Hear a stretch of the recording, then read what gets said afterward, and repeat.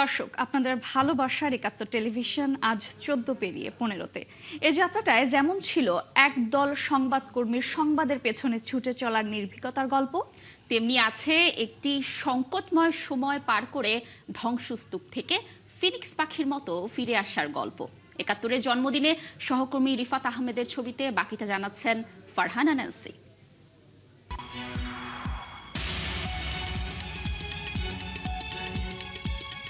একটা গল্প শুরু হয়েছিল ১৪ বছর আগে।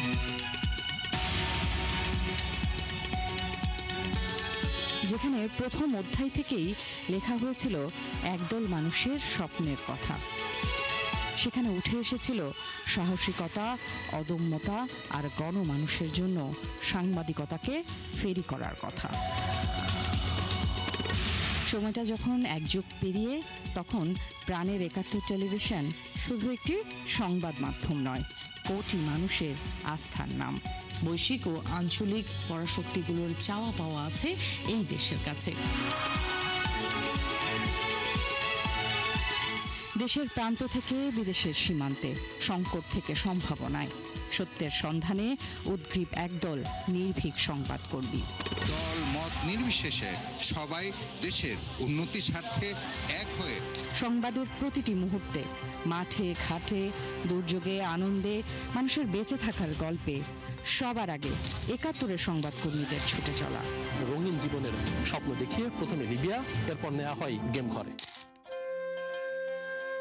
কিন্তু হঠাৎ রাজনৈতিক পট পরিবর্তনে গল্পে বিষাদ নামে অনাকাঙ্ক্ষিত এক অধ্যায় যোগ হয়। একরাশ অনিশ্চয়তা ভর করল। ২০২৪ সালের ৫ আগস্ট দুর্বৃত্তদের আগুনে পুড়ে ছাই ৭১ টেলিভিশন। ধ্বংসস্তূপের সামনে দাঁড়িয়ে প্রশ্ন উঠে, থেমে যাবে কি সত্যের কণ্ঠস্বর? প্রতিষ্ঠানটা আমরা যদি বলি বাংলাদেশটা আমাদের, জনগণ আমাদের, এরা আমাদের সবাই, এটাকে আমাদের মজুত রাখতে হবে, না হলে আমাদের কোনো there is no nationality, there is no passport, there is no nothing.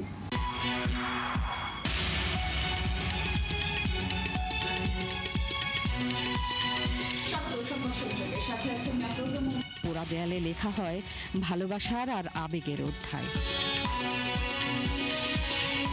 এ যেন ছাই ভস্ম থেকে ফিনিক্স পাখির মতো ফিরে আসা।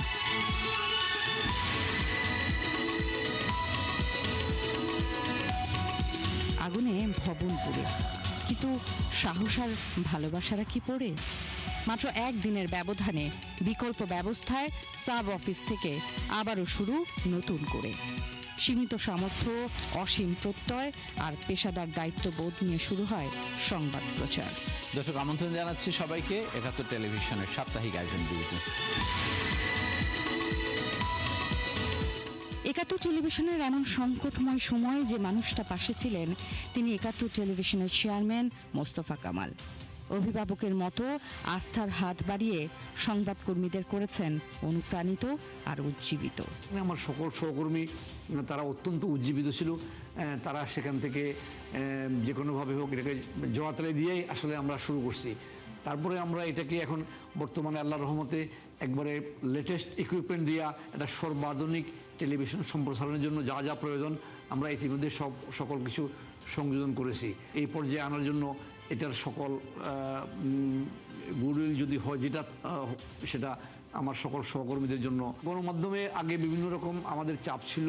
আমরা অনেকেই আমাকে জানতে চায় যে এখন কোনো ওই ধরনের চাপ, কোনটা যাবে, কোনটা খবর যাবে না এই জাতীয় কিছু।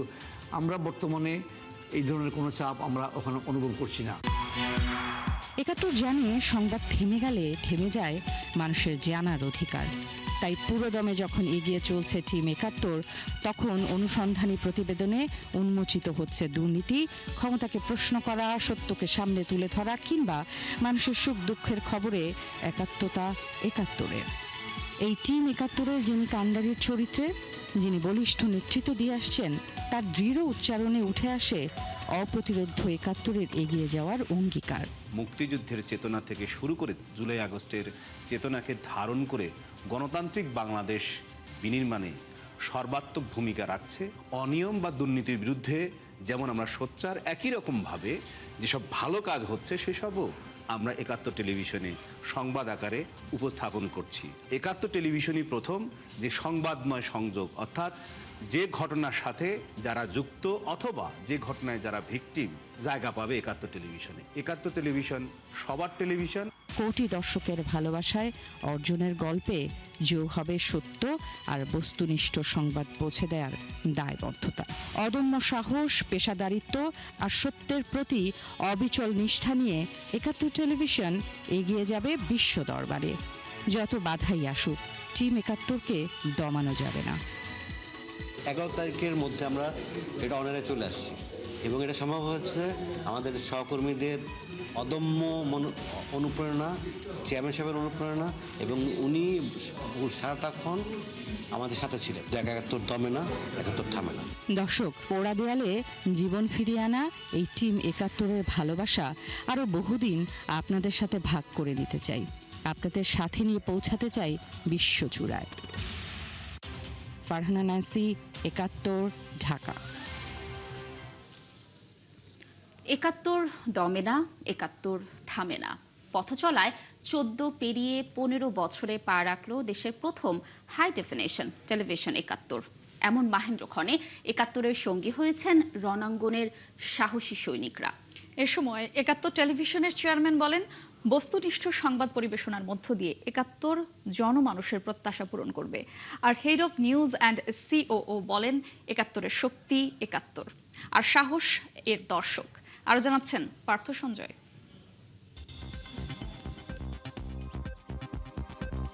এই পথ চলা অপ্রতিরোধ্য, এই পথ চলা নিরন্তর। সংবাদ নয়, সংযোগ প্রত্যয়ে 14 পূর্ণ করে 15 বছরে পা রাখা। একাত্তরের এমন আনন্দক্ষণে সঙ্গী হয়েছেন মুক্তিযুদ্ধের শ্রেষ্ঠ সন্তানেরা। একাত্তর পরিবারের সঙ্গে ভাগ করেছেন উদযাপনের মুহূর্ত। একাত্তর টেলিভিশনের চেয়ারম্যান মোস্তফা কামাল বলেন, একাত্তর মানুষের প্রত্যাশা পূরণে অতীতের মতোই কাজ করবে। 15 বছরের পদার্পণের এই শুভক্ষণে দর্শক, বিজ্ঞাপনদাতা, কেবল অপারেটর এবং শুভানুধ্যায়ীদের জানাচ্ছি আন্তরিক শুভেচ্ছা ও অভিনন্দন। বস্তুনিষ্ঠ সংবাদ, জনমানুষের প্রত্যাশা, ঘটনার আড়ালের সব খবর ও বিশ্লেষণ তুলে ধরে বছরের পর বছর আমরা থাকতে চাই আপনাদের সাথে। Head of news Shafiq Ahmed, তার কাছ থেকে জানতে চাই। আর head of news and COO বলেন, মুক্তিযুদ্ধই একাত্তর টেলিভিশনের মূল ভিত্তি ও প্রেরণা। একাত্তর কখনো থামেওনি, একাত্তর কখনো দমেওনি। একাত্তর মুক্তিযুদ্ধের যে মূল চেতনা তা ধারণ করে সামনের দিনে যে এগিয়ে যাবে সেই প্রত্যয় এবং সেই বিশ্বাস এবং সেই আস্থা আমরা পেয়েছি, কারণ দর্শক আমাদের সাথে আছে। রণাঙ্গনের সাহসী সৈনিকেরা একাত্তরের গৌরবময় স্মৃতি ভাগ করে প্রত্যাশা জানালেন, একাত্তর সেই চেতনাকে লালন করে সামনে এগিয়ে যাবে। নিজের জীবনকে বিপন্ন করে, নিজের পরিবারকে নিরাপত্তাহীনতার ভিতর রেখে আমরা মহান স্বাধীনতা যুদ্ধে ঝাঁপিয়ে পড়েছিলাম। তৎকালীন সময়ে সেনাবাহিনী যে আমার বাড়ি আগুন দিয়ে পুড়িয়ে দিল, পুরা বাড়ি 26টি ঘর ছিল, আগুন দিয়ে যখন পুড়িয়ে দিল, আমি তখন সিদ্ধান্ত নিলাম মুক্তিযুদ্ধে যাব। একাত্তর টেলিভিশন এই একাত্তরকে ধারণ লালন করে আপনারা একাত্তরটার নামটি গ্রহণ করেছেন। একাত্তরকে ধারণ করার জন্য আপনাদেরকে অভিনন্দন জানাই। স্বাধীনতার পর মুক্তিযোদ্ধারা যেভাবে অবহেলিত হয়েছিল, মুক্তিযোদ্ধাদের ইতিহাসগুলো সংরক্ষণ করা সম্ভব হয় নাই। যুদ্ধের ইতিহাসগুলো আপনারা আপনাদের তথ্য ভাণ্ডারে সংরক্ষণ করুন। যত বাধা সামনে আসুক, একটা সুন্দর একটা বাংলাদেশ আমরা যেটা 71-এ চেয়েছিলাম, আমরা সেটা সামনে পাবো। একাত্তর টিভি যাতে আর কখনো তার পথ পিছলে যাতে পড়ে না যায়, তার পথটা সেই সামনে রেখে যাতে সামনের দিকে এগিয়ে যায়। প্রতিষ্ঠা বার্ষিকী উদযাপনের সঙ্গী হয়েছিলেন স্বাস্থ্যমন্ত্রী ও বাণিজ্য মন্ত্রীও। একাত্তর নামটির সাথে আমাদের একটা ইতিহাস জড়িত। আমি একজন মুক্তিযোদ্ধা, কাজে নামটির উপরই শ্রদ্ধা করি। কাজে সেই দিক থেকে আমি আপনাদের একাত্তরের উত্তরোত্তর সমৃদ্ধি এবং সুনাম অর্জন করুক, এটা আল্লাহর কাছে কামনা করি এবং সবার জন্য আমি দীর্ঘ আয়ু কামনা করি। ৭১ টিভি তার দায়িত্বশীল আচরণ থেকে, দায়িত্বশীল খবর পরিবেশনা থেকে, সৃষ্টিধর্মী নতুন নতুন দর্শকদের চাহিদা পূরণ করতে পারে সেরকম অনুষ্ঠান উপস্থাপনা করে, ইনোভেটিভ অনেক কিছু যোগ করে ইনশাল্লাহ মানুষের মধ্যে আরো বড় আকারে স্থান করে নেবে। অতিথিদের এমন আগমনে মুখর হয়ে ওঠে ৭১ টেলিভিশন, আর দিনভর এই মুখরতা নানা আয়োজনে পাবে বহুমাত্রা। পার্থ সঞ্জয়, ৭১, ঢাকা। টেলিভিশনের ভাষায় নিউজ গ্যাদারিং, প্রতিদিন কত কত রিপোর্ট, তার কেন্দ্রে থাকে মানুষ, পরিধিতে প্রাণ, পরিবেশ, রাজনীতি, অর্থনীতি, সংস্কৃতি, খেলাসহ কত কত বিষয়। আছে বাঙালির মহাকাব্য ৭১। টেলিভিশনের পর্দার 360 ডিগ্রি এই ভ্রমণ নিরন্তর। কিন্তু মৌটুসী, এর মাঝে কিন্তু কিছু প্রতিবেদন রেশ রেখে যায়, কিছু দর্শককে আনন্দ দেয়, কিছু প্রতিবেদন আবার কাঁদায়ও।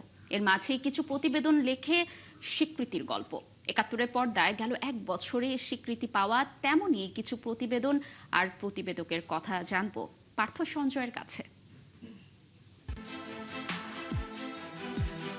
তারা সবাই প্রতিবেদক। ৭১-এর পর্দায় কেউ বুনেছেন শিকড় খোঁজার গল্প, কেউ বা প্রান্তিক মানুষের প্রকৃতির সঙ্গে বেঁচে থাকার লড়াইয়ের উপাখ্যান। ২০২৫ সালেও আমরা খাবার পানির সংস্থান করতে পারিনি। কারোর প্রতিবেদনে উঠে এসেছে মুক্তিযুদ্ধের অনালোকিত অধ্যায়, কারোর প্রতিবেদনে কৃষিখাতের সংকট। ওই যে ইন্ডিয়ার মতো যে কৃষক আত্মহত্যা করছে, আত্মহত্যা ছাড়া কোনো আমার উপায় নেই। প্রিন্ট, ইলেকট্রনিক কিংবা অনলাইন, দেশের প্রায় ২০০০ রিপোর্টারের প্রাণের সংগঠন ঢাকা রিপোর্টার্স ইউনিটি।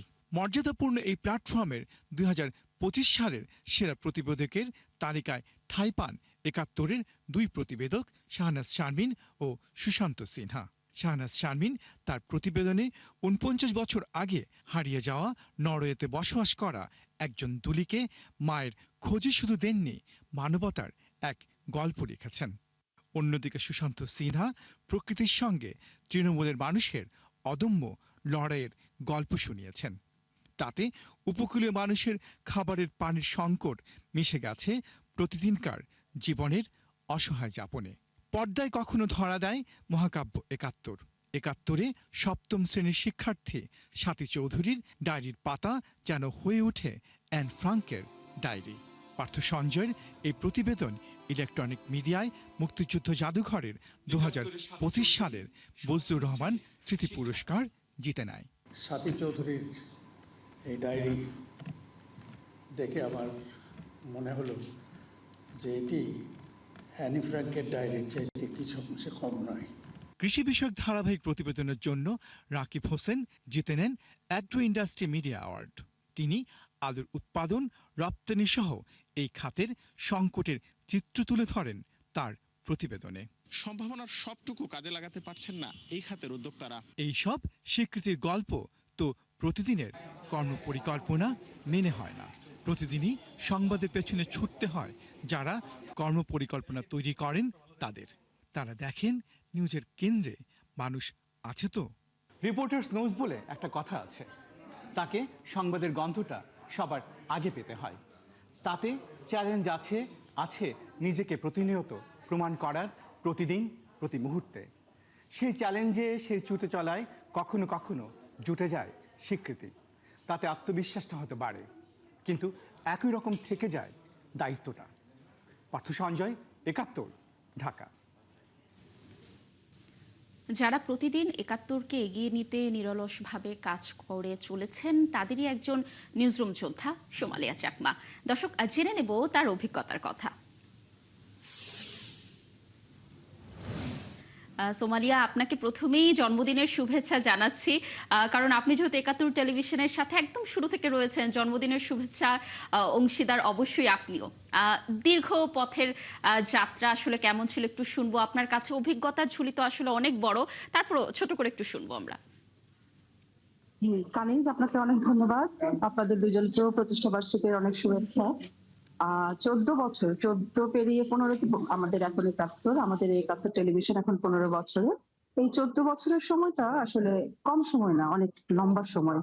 তো 14 বছরে আমাদের অনেক ভালো সময় কেটেছে, খারাপ সময় কেটেছে, ভালো মন্দ মিলিয়ে কিন্তু আমাদের এই একাত্তর পরিবার। একাত্তর আসলে আমার কাছে একটা প্রতিষ্ঠান না, একাত্তর আমাদের শুধু আমার না, একাত্তর আমাদের কাছে সবার কাছে এটা একটা পরিবার। আমরা এখানে নিজেদেরকে একটা পরিবারের সদস্য মনে করি। যাকে বলবো আমি হচ্ছে একান্নবর্তী পরিবার। হ্যাঁ, একান্নবর্তী পরিবারে যেমন হচ্ছে মানে মানে এক এক পরিবারের এক এক সদস্যের এক এক ধরনের ভালো লাগা, খারাপ লাগা, ভালো সময়, খারাপ সময় থাকে, একে অপরের সাথে শেয়ার করে। আমরা অনেকটা সেরকমই। তো শুরু থেকে যেহেতু আমি এই প্রতিষ্ঠানের সাথে আছি, আমিও সেই সময়গুলো দেখে এসেছি। এই প্রতিষ্ঠানে সারাদিন যেমন কাজ করেছি, পরিশ্রম করেছি, দিন শেষে আবার সহকর্মীদের ভালোবাসায় কিংবা তাদের সাথে ভালো কিছু সময় কাটিয়েছি। মানে এই হচ্ছে আমাদের একাত্তরের পরিবার। তারপর হচ্ছে আর বলি রিপোর্টারদের হচ্ছে কঠোর পরিশ্রম আর আমাদের নিউজ রুমের সবার মানে অক্লান্ত পরিশ্রম সবকিছু মিলিয়ে একাত্তর আসলে সবার কাছে একটা মানে বেশ ভালো একটা জায়গা করে নিয়েছিল এবং দিন শেষে এখন আমরা সবার কাছে ভালো জায়গায় মানে ভালো অবস্থানেই আছি বলবো আমি। অবশ্যই আমি সে দাবি করব। আহ এই এই যে ধরেন ভালো সময় যেমন কাটিয়েছি কিন্তু খারাপ সময়ের কথাও যদি বলি 5 আগস্টের পরে আসলে যে সময়টা সেই সময়টা আসলে আমাদের কাছে এখনো দুঃস্বপ্নের মতো লাগে। যে মনে হয় যে এটা একটা দুঃস্বপ্ন। কি একটা সময় আমরা তখন কাটিয়েছি। মানে আমাদের এত ভালো একটা পরিবার, একটা ভালো একটা প্রতিষ্ঠান মানে আমাদের উপরে এই যে হামলা সবকিছু মিলিয়ে মানে ওই সময়টা আসলে আমাদের কাছে খুব খারাপ সময়ই ছিল। তারপরে ওই সময় থেকে আমরা যে আবার উঠে এসেছি আমাদের মানে এখনকার সিইও শফিক আহমেদ স্যার কিংবা হচ্ছে রেজা ভাই আর সবার যে পরিশ্রম ওই সময় যারা এই হাল ধরেছেন একাত্তরের অনেকেই হয়তো এখন আমাদের সাথে নেই, তারা হয়তো অন্যান্য প্রতিষ্ঠানে চলে গেছেন। তো সবার প্রচেষ্টায় যে আমরা আবার একাত্তর আবার আমরা এই অবস্থানে চলে এসেছি, এটা কিন্তু অনেক অনেক মানে অনেকে হয়তো এটা প্রত্যাশাও করতে পারেনি যে একাত্তর আবার এই সময়ে চলে আসবে, এই অবস্থানে চলে আসবে। তো সেটা আমরা করে দেখিয়েছি। একাত্তর সেটা করে দেখিয়েছি। আমি বলতে চাই যে একাত্তর আসলে দমে না কিংবা থামে না এই স্লোগান দিয়ে তো আমরা এবারের প্রতিষ্ঠা বার্ষিকী স্লোগান আমরা রেখেছি। তো আমি বলবো যে একাত্তরকে আসলে দমিয়ে রাখা যায় না, একাত্তরকে আসলে থামিয়ে রাখা যায় না। আর আরেকটা কথা বলতে চাই হচ্ছে একটা মানুষের পক্ষে যেমন হচ্ছে কারো কাছে ভালো কিংবা কারো কাছে খারাপ, সবার কাছে হয়তো আমি ভালো হতে পারবো না। ঠিক তেমনি একাত্তরও হচ্ছে আমাদের সেরকম একটি প্রতিষ্ঠান, হয়তো সেও হয়তো সবার কাছে হয়তো ভালো না, কারো কারো কাছে হয়তো আমরা হয়তো বিরাগ ভাজন হয়ে আছি। তো আমরা চেষ্টা করব সবকিছু ছাপিয়ে আবার বস্তুনিষ্ঠ সংবাদের মাধ্যমে আমরা আবার দর্শকের হৃদয়ে জায়গা করে নিব, আরো সামনে এগিয়ে যাব, আমাদের অদম্য শক্তিতে আমরা সামনে এগিয়ে যাব। মানে আমি দর্শকদের কাছে সেই অনুরোধ করবো একাত্তরের সাথেই থাকবেন, একাত্তরের পাশে থাকবেন, একাত্তরকে আপনাদের হৃদয়ে জায়গা দিবেন। এইটুকু প্রত্যাশা আমার। সোমালিয়া, অসংখ্য ধন্যবাদ আমাদের সাথে যুক্ত থাকার জন্য এবং আপনার সাথে একাত্তরের যাত্রা আরও দীর্ঘ হোক আমরা সেই শুভকামনাই করছি। চারকোলে ছবি এঁকে একাত্তরের জন্মদিনে শুভেচ্ছা জানালেন বরেণ্য শিল্পী রফিকুন নবী। বললেন একাত্তর যেন প্রান্তজনের কথা বলে, ক্ষমতাকে চোখে আঙুল দিয়ে ভালো মন্দ বুঝিয়ে দেয়। বস্তুনিষ্ঠ সংবাদ পরিবেশনায় একাত্তর সব সময়ই এগিয়ে থাকবে বলেও বিশ্বাস করেন রণবীর। বিশ্বাস করেন দেশাত্মবোধে সংস্কৃতিকে ছড়িয়ে দেবে একাত্তর। দর্শক আরও জানাচ্ছেন পার্থ সঞ্জয়।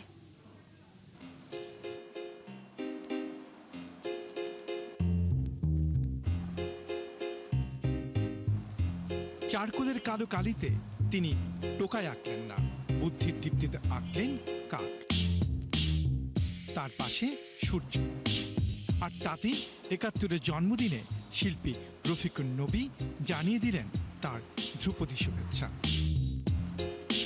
15 বছর একাত্তর পা দিল, এতে আর সবার সাথে আমিও আনন্দিত বোধ করছি। সবাইকে অভিনন্দন। বললেন একাত্তর যেন তৃণমূলের মানুষের পাশে দাঁড়ায়, প্রশ্ন করে ক্ষমতাকে। তৃণমূলের মানুষ যারা, প্রান্তিক ইসের মানুষ যারা, তাদের দিকে তাকাতে হবে, তাদের কথা বলতে হবে, তাদের ঘটনাবলী উপস্থাপন করা, এটা একটা প্রয়োজনীয় দিক। যে কোনো ক্ষমতা সেইটাকে চোখে আঙুল দিয়ে ভালো মন্দ বুঝিয়ে দেওয়া, এটা মিডিয়ার উচিত কর্ম বলে কর্ম হবে বলে আমার মনে হয়। অবাধ তথ্য প্রবাহের এই সময়ে বিশ্বে যখন চলছে মিডিয়ার ডিজিটাল ট্রান্সফরমেশন, তখন দেশ কাল সময়ের বিবেচনায় ৭১-এর সংবাদ বস্তুনিষ্ঠ দাবি করে এই গুণিন বলছেন, প্রযুক্তি স্বতঃস্ফূর্তভাবেই সঙ্গী হবে গণমাধ্যমের। প্রযুক্তি আসবে, প্রযুক্তি গৃহীত হবে এবং প্রযুক্তি ব্যবহৃত হবে। এইটা অটোমেটিক্যালি হবে বলে আমার ধারণা। একটা ভাবনা চিন্তা করে যে হওয়ার কথা সেইটা হবে না, এটা স্বতঃস্ফূর্তভাবে হবে। শুধু তথ্যই নয়, গণমাধ্যম মানুষের আনন্দের অপার উৎস হবে বলেও প্রত্যাশা করেন এই বরেণ্য শিল্পী। আনন্দের দিকটা রাখতে হবে। পার্থ সঞ্জয়, ৭১, ঢাকা। দেশের বিভিন্ন জেলায় প্রথম প্রহরে কেক কেটে ৭১ টেলিভিশনের প্রতিষ্ঠা বার্ষিকী উদযাপন করা হয়েছে। টেলিভিশনের সংবাদ পরিবেশনে বস্তুনিষ্ঠতা ও সাহসিকতার প্রশংসা করেছেন সুধীজনরা। হবিগঞ্জে কেক কেটে ৭১ টিভির প্রতিষ্ঠা বার্ষিকী উদযাপন হয়েছে। প্রেস ক্লাব মিলনায়তনে আয়োজিত অনুষ্ঠানে প্রধান অতিথি ছিলেন জেলা মুক্তিযোদ্ধা সংসদ কমান্ডের কমান্ডার বীর মুক্তিযোদ্ধা গোলাম মোস্তফা রফিক। উপস্থিত ছিলেন হবিগঞ্জ প্রেস ক্লাবের প্রতিষ্ঠাতা সভাপতি, সাধারণ সম্পাদক সহ জেলার বিভিন্ন গণমাধ্যমের সাংবাদিকরা। এদিকে দমে না থামে না এই স্লোগানকে সামনে রেখে আনন্দ ঘন পরিবেশে রাজবাড়ীতে ৭১ টিভির জন্মদিন পালন হয়েছে।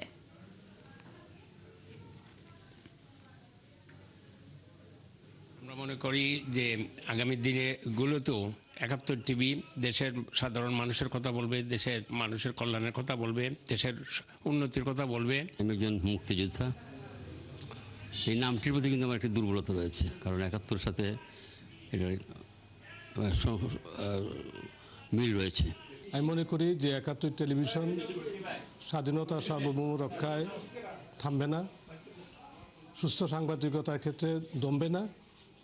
৭১ টেলিভিশন বিভিন্ন টক শো, নিউজ বা যেই প্রোগ্রামগুলোই তারা টেলিভিশনে দেখাক, প্রতিটা প্রোগ্রামই প্রগতিশীল।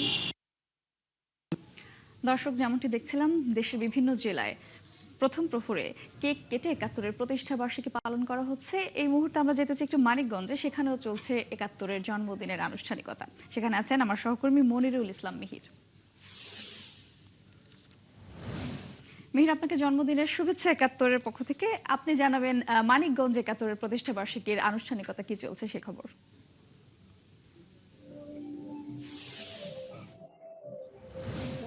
আপনাকেও ৭১-এর জন্মদিনের শুভেচ্ছা এবং আপনার মাধ্যমে আমরা দর্শকদেরকেও জন্মদিনের শুভেচ্ছা জানাতে চাই। আমরা মানিকগঞ্জ শিল্পরতে আছি। মানিকগঞ্জে বর্ণিল আয়োজন ৭১ টেলিভিশনের জন্মদিন আয়োজন করা হয়েছে এবং আমরা কিছুক্ষণ আগে এখানে জাতির সূর্য সন্তান বীর মুক্তিযোদ্ধা গোলাম মহিয়ার খান শিপার, তার মাধ্যমে আমরা এখানে আলোচনা সভা করেছি এবং ছোট্ট ছোট্ট শিশুমণিরা তারা কিন্তু নেচে গিয়ে ৭১-এর জন্মদিন উদযাপন করছে মানিকগঞ্জে। আমরা ক্যামেরা একটু দেখাতেও চাই, এসব আপনি দেখতেও পাচ্ছেন ছোট ছোট শিশুমণিরা তারা কিন্তু এখানে নেচে গিয়ে আনন্দ উল্লাসে ৭১ টেলিভিশনের জন্মদিন পালন করছেন। পাশাপাশি এখানে আছেন আমাদের যেমনটি বলছিলাম যে বীর মুক্তিযোদ্ধা গোলাম মহিয়ার খান শিপার, মানিকগঞ্জ প্রেস ক্লাবের সভাপতি, সম্পাদক সহ অন্যান্য সাংবাদিকবৃন্দ এখানে আছেন, মানিকগঞ্জ টেলিভিশন রিপোর্টার্স ইউনিটির নেতৃবৃন্দ আছেন, সাংবাদিক সমিতির নেতৃবৃন্দ, অন্যান্য সাংবাদিকবৃন্দ এবং ছোট্ট ছোট্ট শিশুমণি সহ নানা শ্রেণী পেশার মানুষ কিন্তু এখানে আছেন। তারা আনন্দ করছেন এবং তারা বলছেন আসলে ৭১ টেলিভিশন তারা বলছেন যে ৭১ টেলিভিশন যেভাবে ১৫ বছরে পদার্পণ করেছে, সমাজে যে অসঙ্গতি সেগুলি তুলে ধরেছে, অনিয়ম দুর্নীতি তুলে ধরেছে, পাশাপাশি যত সামাজিক কর্মকাণ্ড সেগুলি সুন্দরভাবে তুলে ধরেছে। এর বাইরেও যে ভালো কাজগুলি আছে, সাংস্কৃতিক অনুষ্ঠানগুলি, খেলাধুলা, সবকিছু কোথায় নাই ৭১ টেলিভিশন, সবকিছুতে ৭১ টেলিভিশন এগিয়েছিল। এমনটি কিন্তু এখানকার যারা দর্শক শ্রোতা আছেন তারা আমাদেরকে জানিয়েছেন এবং তারা নানানভাবে তাদের অভিব্যক্তি এখানে প্রকাশ করেছেন, তারা কিন্তু তাদের প্রতিক্রিয়া দিয়েছেন এবং তারা দেখেছেন। আমরা দেখছি যে ছোট্ট ছোট্ট শিশুমণিরা সুন্দর এখানে নেচে গিয়ে যাচ্ছে।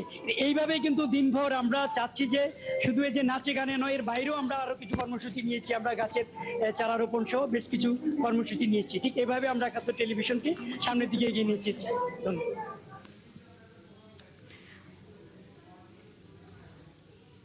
ধন্যবাদ মিহির আপনাকে। দর্শক, মানিকগঞ্জে নাচে গানের মধ্য দিয়ে আমরা দেখছিলাম যে কেক কেটে ৭১-এর প্রতিষ্ঠা বার্ষিকী উদযাপন করা হচ্ছে। সেখান থেকে সেই খবর জানাচ্ছিলেন সহকর্মী মনিরুল ইসলাম মিহির।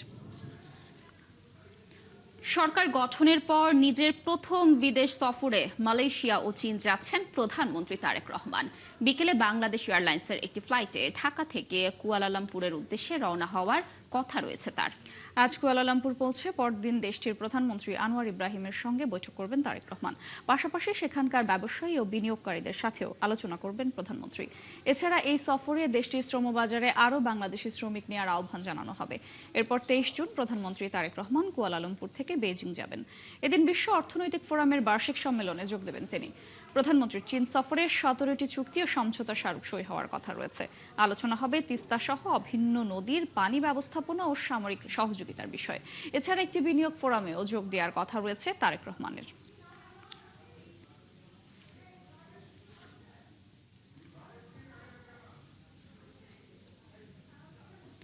দর্শক, ৭১-এর প্রতিষ্ঠা বার্ষিকীর আয়োজন চলছে দেশের বিভিন্ন জেলায়। নোয়াখালীতে ৭১ টেলিভিশনের জন্মদিন কিভাবে উদযাপন করা হচ্ছে এ বিষয়ে আরো তথ্য নিয়ে যুক্ত হচ্ছেন আমাদের সহকর্মী মিজানুর রহমান। মিজানুর রহমান, নিশ্চয়ই শুনতে পাচ্ছেন আমাকে। আপনাকে জন্মদিনের শুভেচ্ছা জানাচ্ছি ৭১-এর পক্ষ থেকে। নোয়াখালীতে আজ ৭১ টেলিভিশনের জন্মদিনের কি কি আয়োজন রয়েছে, কারা কারা জন্মদিনের আয়োজন উপস্থিত রয়েছেন, জানবো আপনার কাছে বিস্তারিত।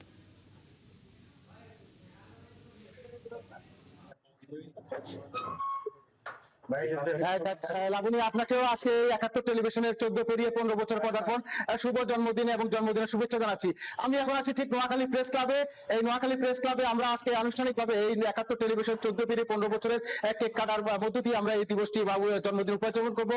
এখানে উপস্থিত রয়েছেন বিশিষ্ট শিক্ষাবিদ, নোয়াখালী সরকারি কলেজের সাবেক অধ্যক্ষ কাজী মোহাম্মদ রফিকুল্লাহ এবং বীর মুক্তিযোদ্ধা গোলাম মোস্তফা ভুঁইয়া এবং নোয়াখালী প্রেস ক্লাবের সভাপতি আলমগীর ইউসুফ। আমরা এখন চলে যাব কেক কাটার মধ্য দিয়ে, যে আজকে এখানে আমার অন্যান্য সহকর্মী উপস্থিত রয়েছেন। তো আমরা এই সেই মহেন্দ্রক্ষণ এক্ষুনি আমরা এই জন্মদিনে যে কেকটি আনুষ্ঠানিকভাবে কেক কাটার মধ্য দিয়ে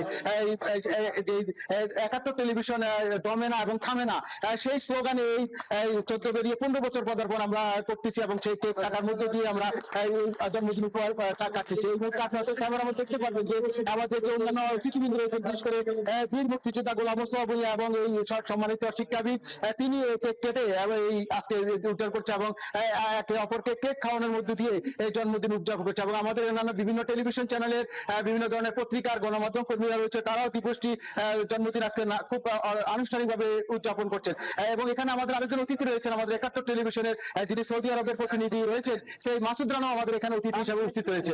আপনি দেখতে পাচ্ছেন যে খুব অনাড়ম্বর ভাবে এবং খুব উৎফুল্ল এবং উৎসাহ মুখর পরিবেশের মধ্য দিয়ে এখন কেক কেটে একে অপরের কেক খাওয়াচ্ছেন এবং সকলে সকাল থেকে এই ৭১ টেলিভিশনে আজকে 14 পেরিয়ে 15 বছর পদার্পণ শুভেচ্ছা অভিনন্দন জানাচ্ছে।